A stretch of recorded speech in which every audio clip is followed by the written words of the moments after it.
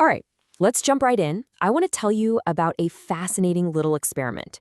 It's set in a simple pottery class, but trust me, what it teaches us about getting good at pretty much anything, well, it completely turns common wisdom on its head.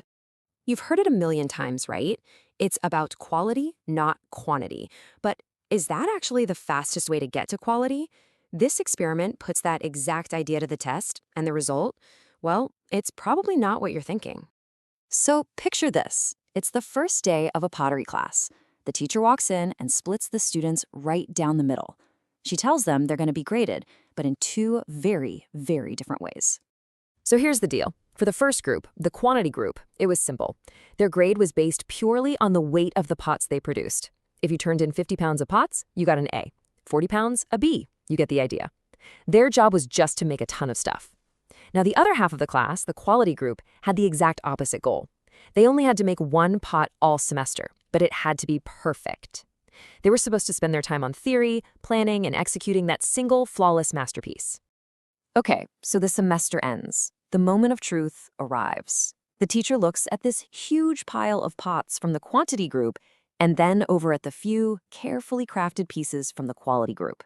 So here's the big question. Which group actually produced the highest quality work? Believe it or not, it was the quantity group, and it wasn't even close. The best, most beautiful, most technically perfect pots, they all came from the students who were graded on sheer volume. So why? What in the world happened here? Well, it's pretty simple when you break it down. While the quality group was stuck in their heads theorizing about what a perfect pot might look like, the quantity group was, well, they were actually making pots.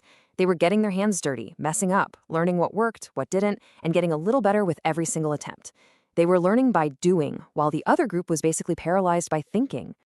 And that brings us to the core lesson here. Quality isn't something you aim for directly from the start. It's a byproduct. It's what happens after you've put in a massive amount of repetition. True quality emerges from quantity. And once you see this pattern, you see it everywhere. Think about it. A great baseball player doesn't practice one perfect swing. They take thousands and thousands of swings, building that muscle memory. It's the same for comedians. They don't just write one perfect joke in their notebook. No way. They get on stage and test out dozens of them, learning from every awkward silence and every big laugh. And you see it in business too. The most successful entrepreneurs, they almost never get it right on the first try. They build things, they fail, they learn, and they build again until something finally clicks. So this is the real engine behind getting good at something. It's all about iteration, not perfection. Every single attempt you make is a piece of data. Every failure isn't a dead end. It's just a lesson that makes your next attempt a little bit smarter. Quality isn't the starting line, it's the finish line you cross after a whole lot of practice. So if this is all true, why do so many of us get stuck? Why do we try to make that one perfect pot? Well, it usually comes down to one thing: perfectionism. And we treat it like it's a good thing, a sign of high standards. But more often than not, perfectionism is really just fear wearing a fancy costume. What kind of fear?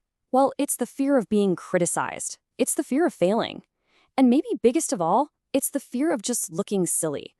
That's the stuff that keeps us stuck in the quality group, just planning forever, too scared to actually get started. And this is a truth we all just need to absorb. Your first attempt at anything is pretty much guaranteed to be a little clumsy. Your first video won't be a viral hit. Your first business idea probably has a bunch of holes in it. And you know what? That is not a problem. In fact, that's the whole point. That is the process. Okay, so we get the idea. We understand the why. But what about the how? How do we actually break out of that perfectionist trap and start putting this into practice in our own lives? Well, here's a super simple action plan you can use starting right now. 3 simple rules to live by. First, change your question. Stop asking, how can this be perfect? And start asking, how can I do more of this? Focus on output. Second, lower the stakes.